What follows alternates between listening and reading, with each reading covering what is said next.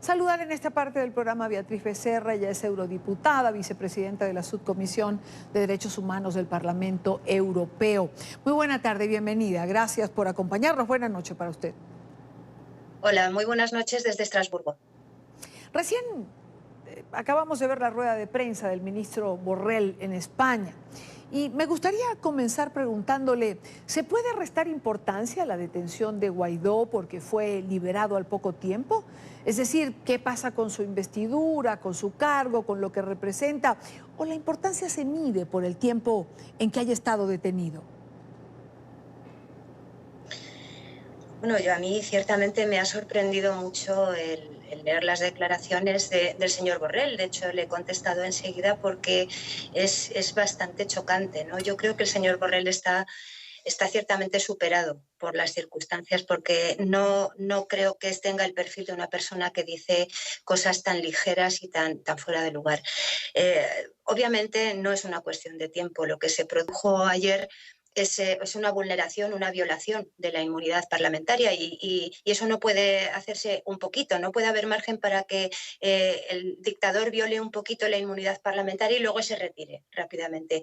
Yo no me puedo imaginar a la señora Ana Pastor, a la presidenta del Congreso de los Diputados en España, siendo detenida un ratito en una autopista para después de intentar ponerle unas esposas decir, bueno, no váyase, ¿no? Es muy grave. Yo creo que lo que está ocurriendo ahora mismo en Venezuela es la escenificación de una oportunidad única en la que están encima del escenario todos los actores, en la que los pasos que hay que dar deben darse sin ninguna duda y en el que los gobiernos de la comunidad internacional, los gobiernos europeos y, por supuesto, el gobierno de España, en primer lugar, deberían liderar esa respuesta inequívoca. ¿Qué pasa? En primer lugar, por el reconocimiento expreso del mandato constitucional que tiene la Asamblea Nacional y su presidente, Juan Guaidó, y la declaración también expresa de que los vamos a proteger y que vamos a vigilar de manera estrecha que su seguridad y sus derechos sean respetados. Ahora, ¿cómo se imagina usted este apoyo a la Asamblea Nacional, a Juan Guaidó?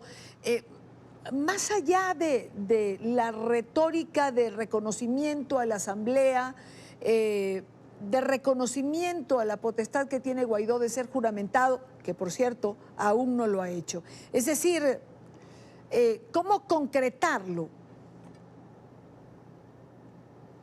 Bueno, la retórica puede ser insuficiente, pero es que ahora mismo todavía ni se ha hecho siquiera. Es decir, ese reconocimiento expreso no se ha producido. No se ha producido ni desde la Unión Europea a través de su portavoz, de su alta representante, la señora Mogherini, que sí, lo único que ha dicho es, dirigiéndose a un presidente Maduro que no lo es, que ya no es presidente, simplemente le ha dicho que bueno, las elecciones del año pasado fueron fraudulentas y por lo tanto esa juramentación o esa toma de posesión que ha hecho, pues bueno, parece que no es lo más adecuado. Eso no es lo que hay que decir. Lo que ha ocurrido es una usurpación de la dirección de Venezuela, del mandato sobre Venezuela.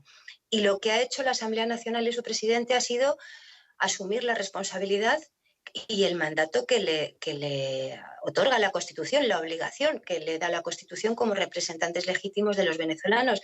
Y ese mandato significa que tiene que, de manera interina, asumir el mando de Venezuela, tiene que pedir a las Fuerzas Armadas que se juramenten, tal y como dice la Constitución también, tiene que pedir, como ha hecho ya la comunidad internacional, que reconozca la interlocución con el presidente de la Asamblea Nacional como presidente interino, presidente encargado de Venezuela, y por supuesto los ciudadanos tienen que estar dando su apoyo. Pero el apoyo, quiero decir, viene dado, la legitimidad viene dada por la propia Constitución de Venezuela.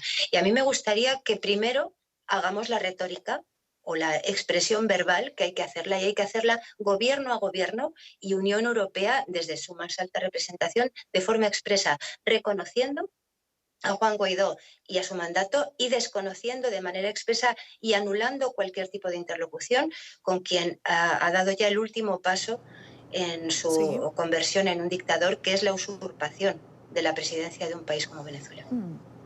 Diputada, hay quien señala, por ejemplo, que Juan Guaidó y la Asamblea están algo retrasados en el acto protocolar de la juramentación. aunque ahora mismo la asamblea estaría tomada. Sin embargo, se anuncia que va a haber una sesión extraordinaria en algún otro lugar.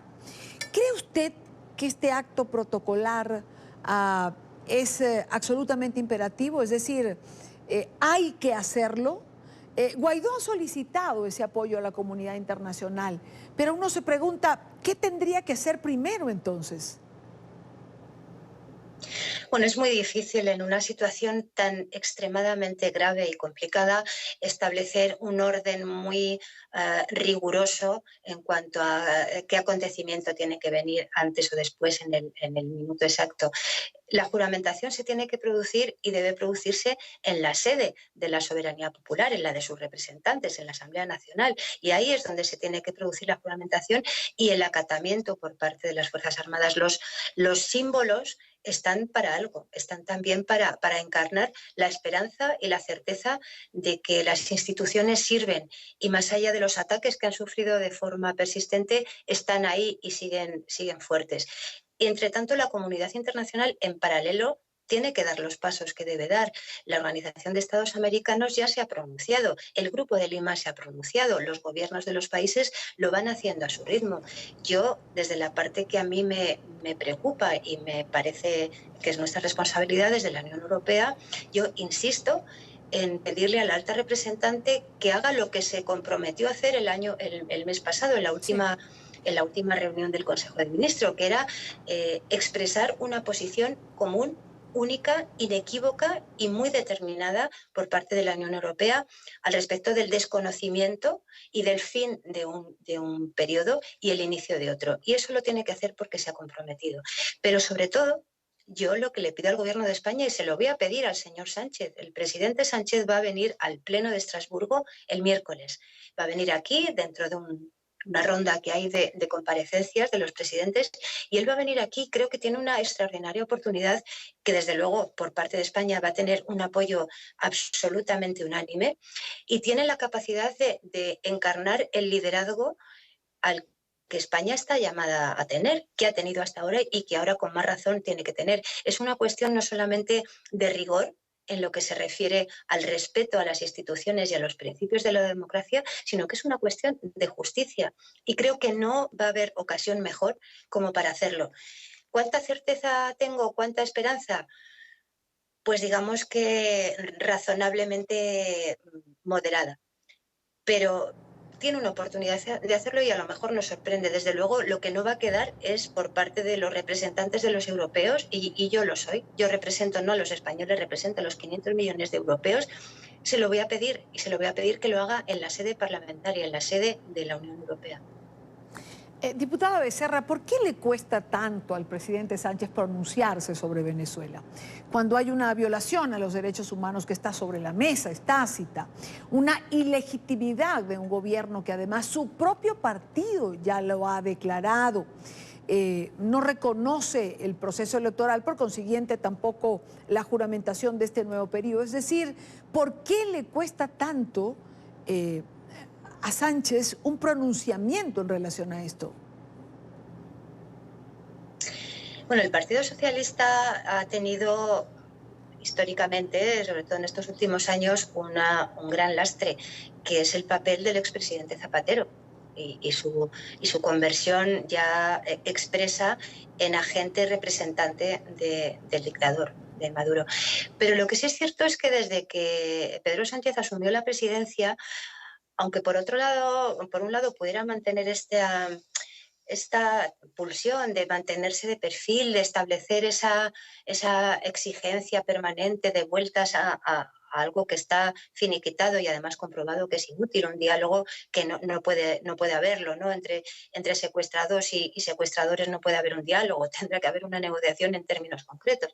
Pero el presidente Sánchez, insisto, sí ha hecho determinados movimientos al respecto de esa, digamos, relación difícil con el expresidente Zapatero, que ha demostrado una cierta independencia, y esto lo pudimos ver en el caso de la excarcelación de Lorent Saleh. Bueno, a mí me parece que hay ha mostrado una cierta independencia en ese sentido. Pero por otro lado ha mantenido a nivel europeo y a través del ministro de Exteriores también una intención o ha hecho una intentona de volver a poner en marcha un cierto proceso que no es de diálogo, pero que ha tomado otro nombre, otro formato, al que llama grupo de contacto.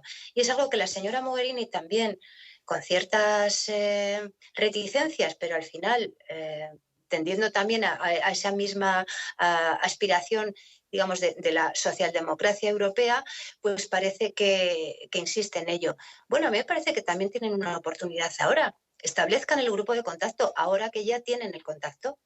El contacto en Venezuela, el interlocutor en Venezuela es el presidente encargado, el presidente interino Juan Guaidó, porque ese vacío de presidente legítimo electo, la Constitución da la capacidad de superarlo a través de esta interinidad.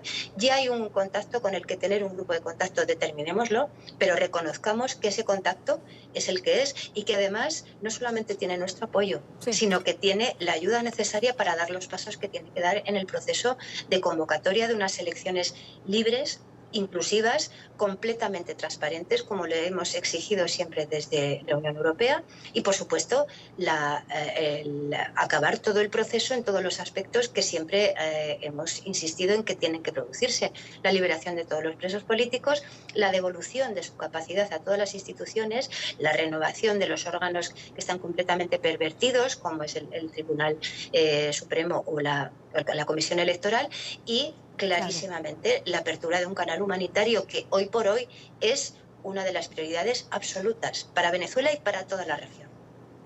Quiero dar las gracias a Beatriz Becerra, eurodiputada, vicepresidenta de la Subcomisión de Derechos Humanos del Parlamento Europeo. Muy buena noche para usted. Gracias por estar aquí. Gracias a ustedes.